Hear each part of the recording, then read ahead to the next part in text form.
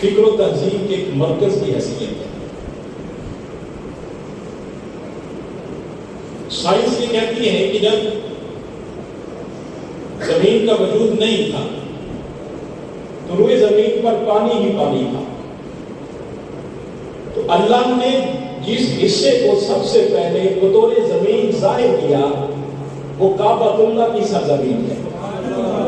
تو میں کہنے کے لیے یہ حق بجانب ہوں کہ اللہ نے بحیثیت زمین جب زمین کو نمودار کیا تو مسجد کی صورت میں نمودار کیا، اور رسول اللہ صلی اللہ علیہ وسلم جب ہجرت فرما کر آپ مدینہ طیبہ میں تشریف فرما ہوتے ہیں، جب قباء کی بستی میں پہنچتے ہیں تو سب سے پہلے مسجد کی بنیاد رکھتے ہیں۔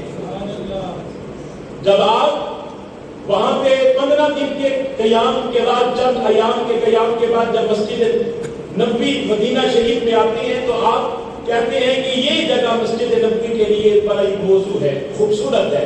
پوچھا گیا کس کی ہے؟ کہا 2 یتیم بچوں کی ہے۔ وہ کہا صدیق کی یا رسول اللہ صلی اللہ علیہ وسلم، میں قربان جاؤں جس کا مال دین کے لیے اللہ قبول کر دے وہ صدیق کی حق پر ہوتا ہے، اور آپ اور ہر کوئی مال دے سکتا نہیں ہے۔ لوگوں کے پاس بہت مال و دولت سے اللہ نے نوازا ہے، لیکن اللہ اسی کے مال کو قبول کرتا ہے جس کو منتخب کرتا ہے۔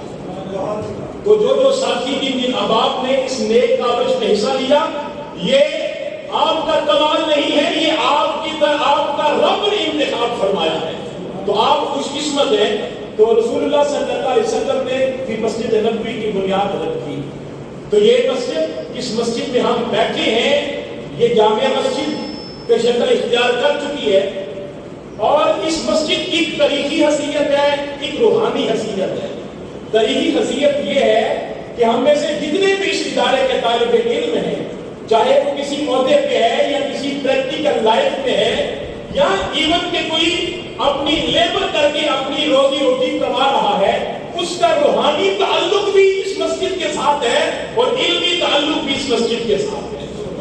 اور الحمدللہ جب حاجی محمد لطیف صاحب جو اس ادارے کے پرنسپل تھے، جب انہوں نے اس بات کا، اس خواہش کا اظہار کیا تو وہ پنجاب کلچرل ڈے تھا، اور ہم نے اسکول میں پنجاب کلچرل ڈے کو ہم نے جب سیلیبریٹ کیا تو جناب محترم بریگیڈیئر صاحب تشریف لائے، ان کی پوری ٹیم تشریف لائی، تو حاجی صاحب نے اس کام کا بیڑا اٹھایا اور اس کام کا آغاز کیا، اور یہ مسجد بالکل پرانی صورتحال تھی اس کی، اور یہاں پہ ایک سادہ سا فرش تھا، محراب بھی کچا تھا، اور پھر حاجی صاحب کی کاوشوں سے، آپ دوستوں کے تعاون سے یہ سارا معاملات، یہ خوبصورت مسجد جس وہاں پہ سیلنگ ہے، یہ ٹائلز ہے، یہ پتھر ہے، یہ محراب کی خوبصورت زیب و زینت ہے، یہ سارے معاملات طے ہو گئے۔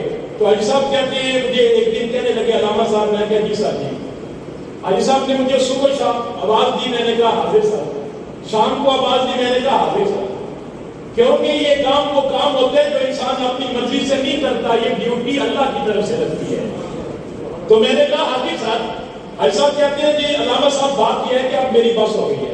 میں نے کہا حاجی صاحب نہیں، ہمارا منصوبہ یہ ہے کہ ہم نے مسجد کا یہ حصہ تو خوبصورت کر دیا ہے، لیکن میں نے اپنے دل کی خواہش کا اظہار کیا حاجی صاحب سے۔ میں نے کہا حاجی صاحب میرا دل یہ کرتا ہے کیونکہ مسجد جو باہر سے ڈسٹ آتی ہے، مٹی آتی ہے، تو مسجد کا ماحول خوبصورت نہیں رہتا۔ تو پھر کہا کہ علامہ صاحب پھر کیا کرنا ہے؟ میں نے کہا یہاں پہ برآمدہ ہم نے بنانا ہے۔ تو ہم نے انجینئر کو بلایا، ٹھیکیدار کو بلایا، اس نے کہا یہ کم از کم 16 سے 17 لاکھ کا پروجیکٹ ہے۔ حاجی صاحب نے کہا یہ نہیں ہوگا۔ میں نے کہا حاجی صاحب یہ وہ کام ہے جو اللہ کرائے گا ہم سے، یہ وہ کام ہے جو اللہ کی طرف سے ہوگا۔ تو میں قربان جاؤں، پھر میں نے اس بات کا اظہار جب سیلاب کے دن تھے، اور ہم نے کوٹی یونیورسٹی میں ایک ویلفیئر گروپ پوری کوٹی کا بغیر کسی نام کے، بغیر کسی سیاست کے، بغیر کسی دیگر معاملات کے، ہم نے تقریباً ہم 300 کے لگ بھگ وہاں کے جو اوورسیز کوٹلیئنز بھی ہیں، اور یہ کوٹی مشرقی یہ اسکول ہاضا جس میں ہم بیٹھے ہیں، یہ سب زمین بھی کوٹی مشرقی والوں نے دی۔ یہ لوگ بڑے آگے تھے، میں نے ان سے بھی اس بات کا خواہش کا اظہار کیا۔ میں نے کہا یہ مسجد کا یہ برآمدہ تعمیر کرنا ہے، تو سب لوگوں نے میری بات پہ لبیک کہا۔ تو تقریباً ہم نے چند دنوں میں، ایک ہفتے میں 4.5 لاکھ 4,51,000 سم تھی ہم نے اکٹھے کر لیے. آپ صاحب سے میں نے بات کی, میں نے کہا آپ صاحب یہ بڑے دلیر آدمی ہیں, میرے ساتھی میرے ساتھی ہیں, میں نے آپ صاحب سے بات کی, میں نے کہا آپ صاحب یہ معاملہ ہے. آپ صاحب کہتے ہیں علامہ صاحب آپ نے پریشان نہیں ہونا. میں نے کہا ٹھیک ہے. آپ صاحب کے دوست تھے, میں ان کا نام, وہ دو بھائی تھے, حاجی محمد عظیم صاحب اور ان کے چھوٹے بھائی. آپ صاحب نے کہا اعلان کر دیا, آپ صاحب نے کہا علامہ صاحب گروپ میں اب کہہ دو اب کسی نے پیسے نہیں دینے, جتنا بھی کام ہے وہ سارے کا سارا وہ دو بھائی کا ہے. تو یہ الحمدللہ یہ آپ کو بس ہے راہ پہ جانے کے باپ پہ جانے. انجینئر نے کہہ دیا, ٹھیکیدار نے کہہ دیا یہ 14-15 لاکھ کا کام ہے, 20 لاکھ سے برآمدے اور یہ سارے معاملات پہ ہو گئے ہیں. اور انشاءاللہ باقی اب صرف مختصر سا کام رہ گئے ہیں, وہ ہمارے واش روم کی صورتحال ہے, اور دوسری یہ پینٹ ہے. انشاءاللہ یہ بھی ہو جائے گا آپ لوگوں کے تعاون سے. ذرا کہنا سبحان اللہ. اور جس نے جو کام کیا, مختصر کیا, زیادہ کیا, تھوڑا کیا, میں سمجھتا ہوں سب نے اللہ کی رضا کے لیے کیا. اور وہ انسان خوش نصیب ہے. رسول اللہ صلی اللہ علیہ وسلم نے فرمایا کل قیامت کے دن اللہ چند لوگوں کو, 7 لوگوں کو عرش کا سایہ نصیب فرمائے گا جس دن کوئی سایہ نہیں ہوگا.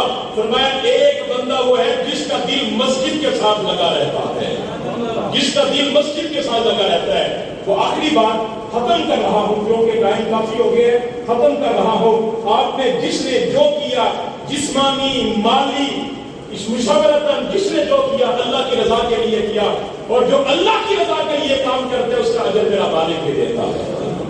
خلیفہ ہارون رشید کا دور ہے, ملکہ زبیدہ اور خلیفہ ہارون رشید سیر کو جا رہے ہیں. سیر کو جاتے جاتے بات اس کانٹینٹ میں کر رہا ہوں کیونکہ آپ لوگ اللہ کی رضا کے لیے, آپ نے صرف جنت کو دیکھا نہیں لیکن جنت کی محبت میں, اللہ کی محبت میں یہ کام کر دیا آپ نے.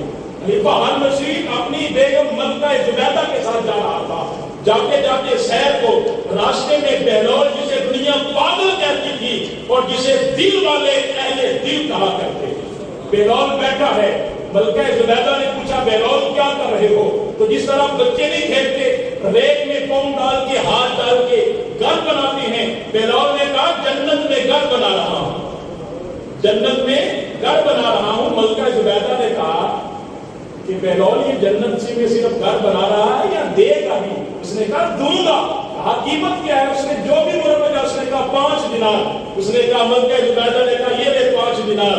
جا کے خلیفہ ہارون رشید نے کہا بھلا یہ ریت کے ٹیلے بھی جنت بنتے ہیں اور تم کم عقل ہو, ناقص عقل ہو, تم نے یہ لالچ میں, تم اس لالچ میں تم نے 5 دینار ضائع کر دیے. بھلا یہ ریت کے گھر, کچے گھر بھی جنت کے گھر بن سکتے ہیں. اس نے کہا میں نے اس درویش کی محبت میں اور اللہ کی رضا میں نے دے دیے ہیں. رات ہو گئی. جب رات ہوئی خلیفہ ہارون رشید جب سویا, مقدر کا ستارہ چمکا. جب خواب میں دیکھتا ہے کہ جنت کے محل میں ٹہل رہا ہے, جنت کی ہواؤں میں ٹہل رہا ہے, جنت کی فضاؤں میں ٹہل رہا ہے.